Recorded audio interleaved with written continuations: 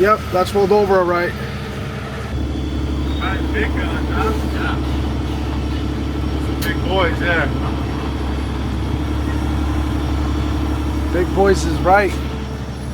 Well, the fun never stops with us, man. We just got back to the shop from that 9-hour excavator job that should be on YouTube by now. Ordered something to eat and then boom, this came in.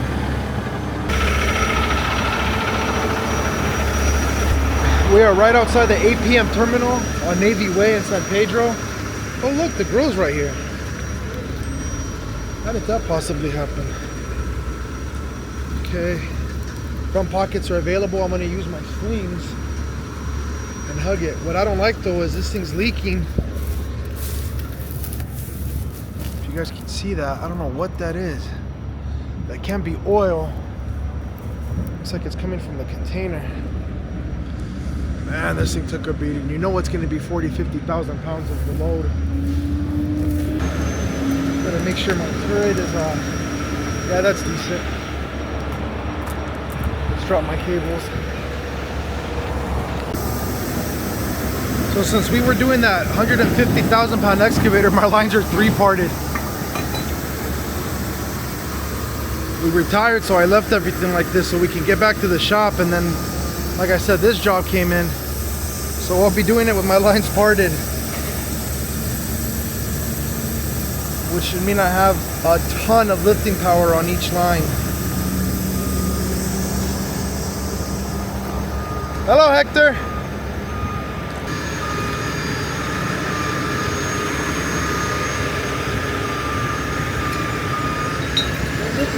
Electrical box.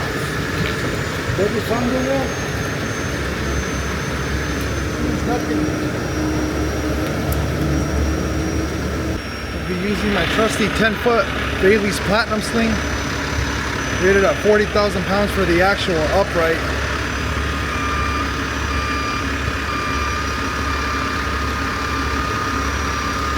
I believe Alex should be doing the same thing on his end.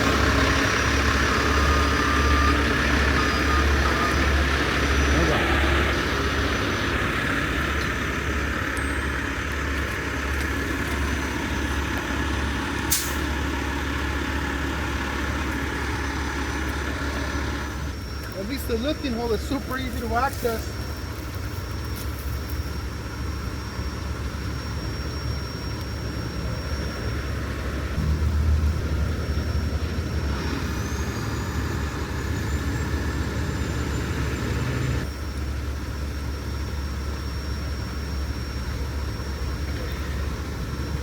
Okay, ain't nothing to it.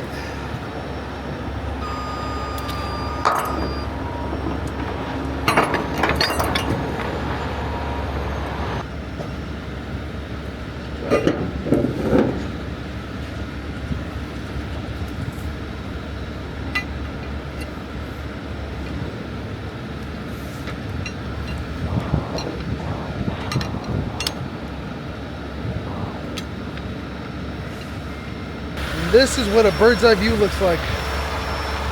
Toss it. Yay! We got the ports right here. Heavy commerce area, so always got to work double time.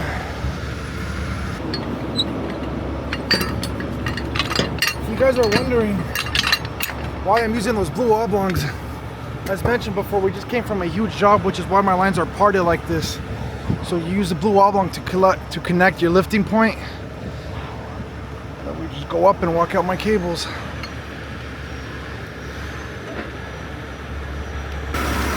Still leaking too. So Alex and I have the rotator fully set up. Hector took off the drive shaft. And they contained the spill and made a big old barrier so it doesn't leak further. Now what we do is attach the equalizer thing and we're good to go. Let's see.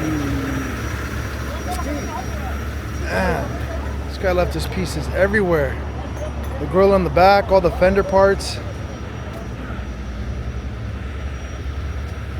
He even took down this power pole. It's hanging over the fence.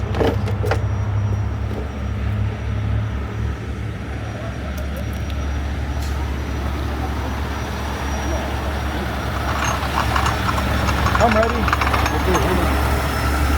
Yeah, I know.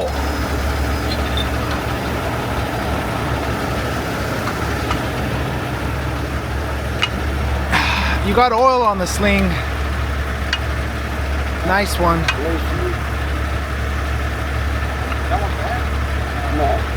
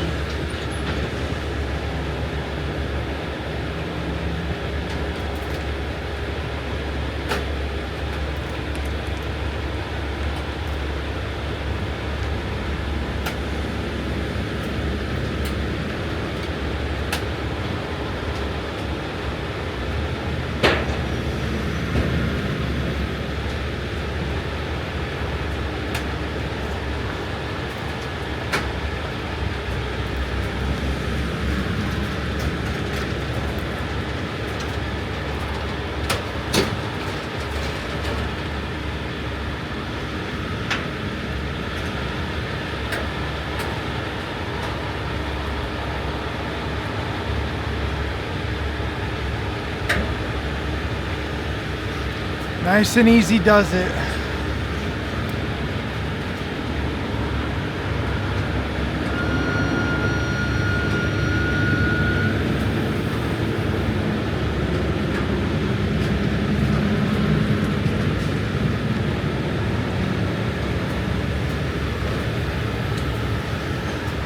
Now I just catch up on my catch. Catch up on my catch, that sounds funny.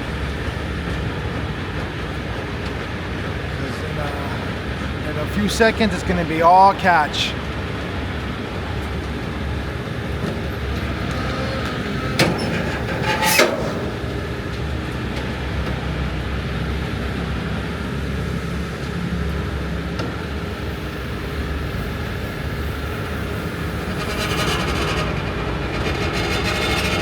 Come on. Atta girl.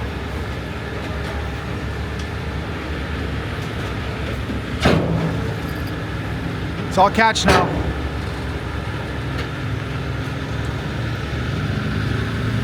And this should clear my outrigger by a good margin.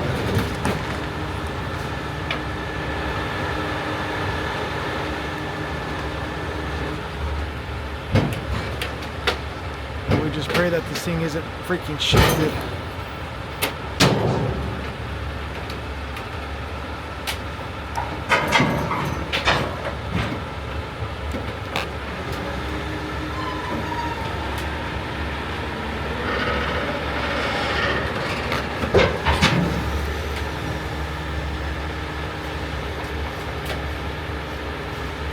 I'm happy with it. I don't see any shift. Now what you do is you keep a bit of tension on the line still, but not enough to where it's moving the truck or applying any pressure, just in case it's a fail-safe.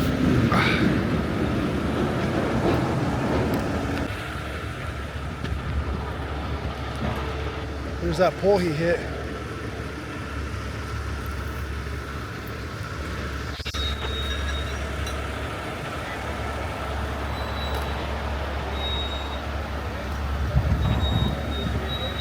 Man, that took a hit. Good stuff. You guys are impressed, saying how often do we do this? Every day. This one was heavy, dude. I was heavy. It was I was heavy. going in with the blue line and Nothing it took me like 15 seconds before I felt it. It kept bringing me down. But check out that container. Look at that damage.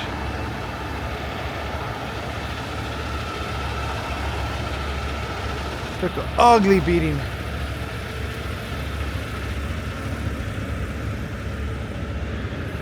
I'm just happy it's not shifted because these guys usually carry scrap metal. Yeah, I know, Holmes.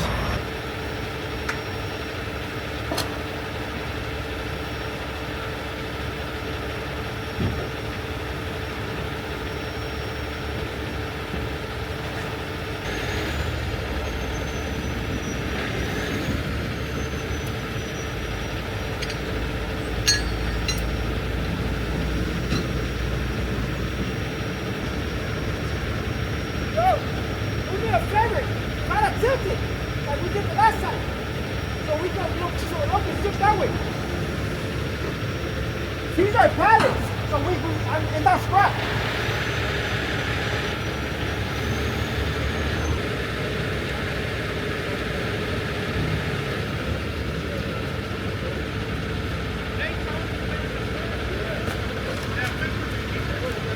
As you guys just seen, I climbed up for nothing to disconnect because the guy said he wants the load shifted. Personally, this looks fine, but customer is king. I don't see how much more we could do. Trying to see the space on the axles. Climb up there. This doesn't look shifted. You have to climb back up? You gotta be kidding me, bro. I was just up there too.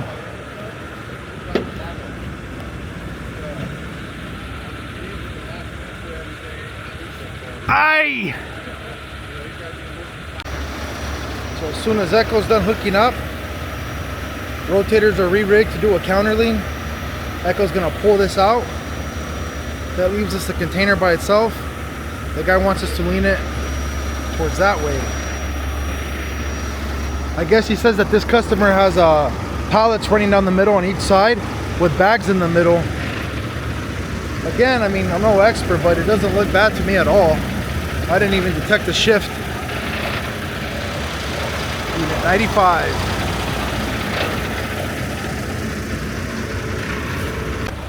Ready to go, Echo.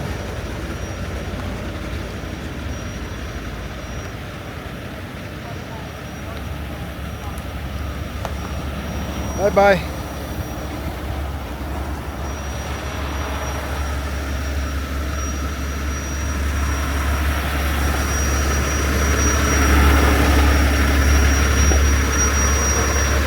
All right, let's go.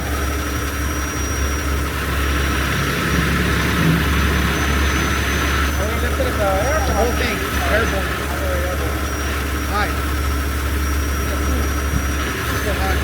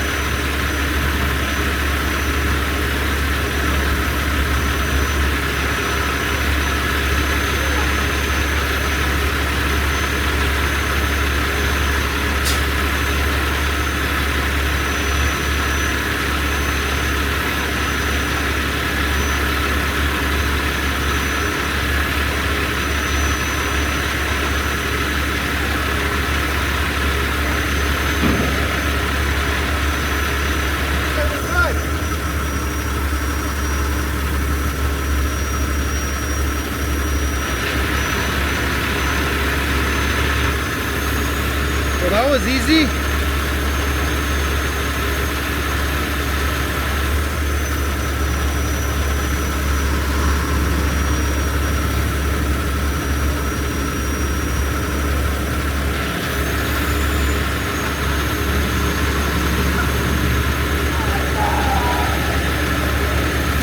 angle, high angle.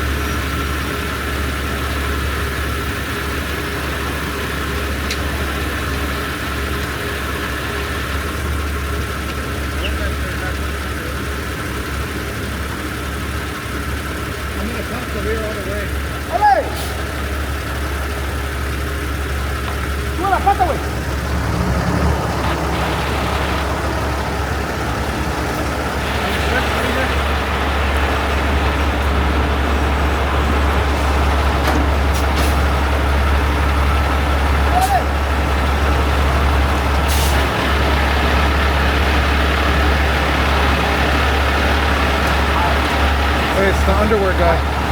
This guy? No chonies? What's up, compa?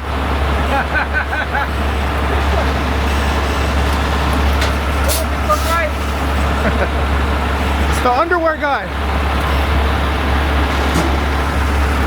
Hasn't locked yet. It hasn't locked, no. That's the guy from about a month ago's video that was wearing flip-flops and no underwear.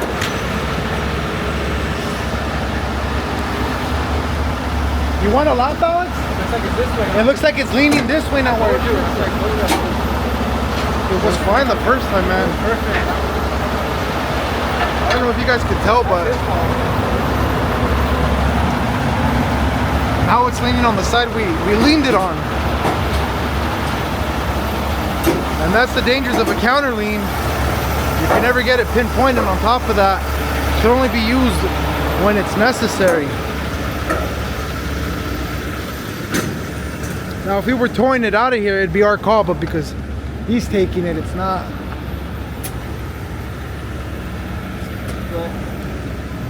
How far are you going? Local.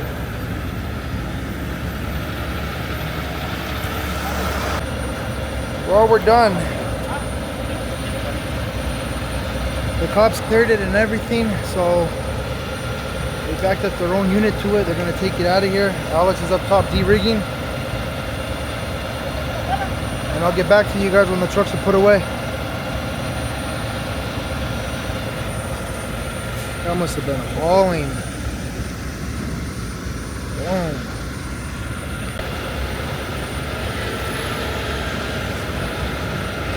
I'm gonna drop you this way.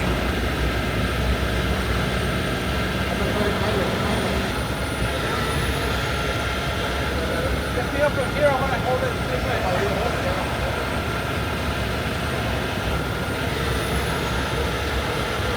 Hey, do the push-up, man.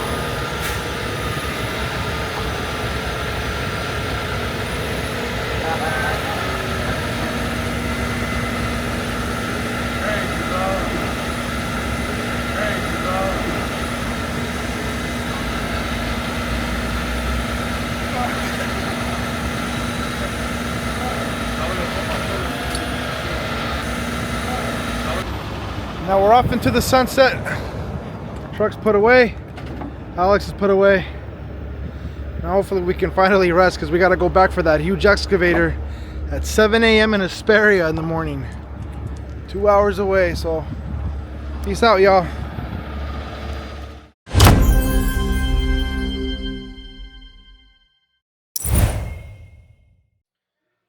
What's up, YouTube, and thanks for sticking around to the breakdown. So yes, it's a super short video. These container rollovers, as you know, they can be done in seriously under half an hour from start to finish setting up. This one just took a little bit longer because the customer wanted to load shift it. Well, to counter lean it is what we call it, when they feel that it's leaning one side more than the other. So you lift it up in the air and you turn it to force it over. The issue with that is it's not an exact science. So like they mentioned in this video, he said that this is palletized. But if there's no barriers or anything preventing the pallets from moving from one side to the other, you know, there's nothing actually stopping the pallets from, when you lift it, now all going to one side of the wall. Same thing when it comes to like scrap metal. That's a lot easier, but still there's nothing, you know, there's no exact science on how to get a 50-50 even distribution. The only true way to do that is to cut the locks, open it up, and do an entire, you know, rearrangement of the load, which is oftentimes not possible on these jobs. So we do the best we can, whatever the customer wants. Like I said here too, customer's king. They pay the bill, so if they want it corrected, then we'll shift it the other way. And I mainly wanted to do this breakdown as well, despite being such a short video, is I think I have finally completed the home office. I know I've done a couple of breakdowns in the garage, which got really good positive feedback. You know, if it's cool, maybe I can do more breakdowns in here, throw up the green screen. I got some cool options, but let's check it out. So first things first is I got the exact desk that I do, you know, for my regular breakdowns at work, but all in pure white. That's going to be a pain to keep clean with kids, trust me. But we got the Magnus Pro desk. I got the Titan NanoGen chair. And then I try to make it all kind of gamer status. I did a light strip all the way across the entire ceiling. Light strips in the closet to illuminate it as well. Quick little pegboard and some random stuff, but overall I'm very happy with it. I put this off for so long just because of other projects come before, but now that this is finally done, I think I'll be able to finally, you know, really get back to the YouTube of 2 videos a week. I've been doing good lately. I hope you guys noticed. Some people in the comments did, that I've been pushing these videos out faster and faster. I have to stop for like 2 or 3 months to 1 video a week, but I think now it's safe to say between this and work, I'm able to catch up a lot more for you guys. I put about 5 videos on members only over the weekend as well. So all the members there should be able to see those. So for those ones that I put on members only, those videos are ones that I had to take down, and I've gotten so many. I have like, I think 5 videos in just the past 5 weeks that had to get taken down, and all of them were fire. 2 of them were almost at 1 million views each. The LAX one where the boxer got hit, and the guy with the wedding ring for the BMW that was missing it. Those are like over 800,000 each before they got taken down. And what that means, I'll just explain it to you guys, is this channel's very run and gun. It's the definition of run and gun. I don't have a script. It's not a movie studio. It's just our action cameras in this Pocket 3 that I'm using. We get a job, hey, roll over here or there, winch out here or there, and we roll out. It's just all live. I take it here, edit it, put it up on YouTube. Now, 99% of the time, the people that request us, you know about it already. And they're like, oh, cool, if you make a YouTube video, just don't show my face, or just make sure you blur out the logo. That's why sometimes I have blurring out, or there's quick cuts. It's strategically edited so that, you guys will never know. But then sometimes I guess people just don't know how popular the channel is. It gets hundreds of thousands of views. It gets sent to them. They get embarrassed and they call me. I want that taken down now. Now, I know a lot of people are always like, well, you don't have to take it down or this and that. Of course I don't. I can keep it up, but I'll be a jerk. And, I really do value our customers' respect. So if someone that paid the bill says they don't want it down, I usually comply 10 out of 10 times. It does suck. I had to go through all the trouble of editing. We filmed everything. It is a monster nightmare. I got all the equipment for it, but it's still very time consuming, especially when you have, 3 sources of footage, 4 sometimes, between the drone, Alex and myself.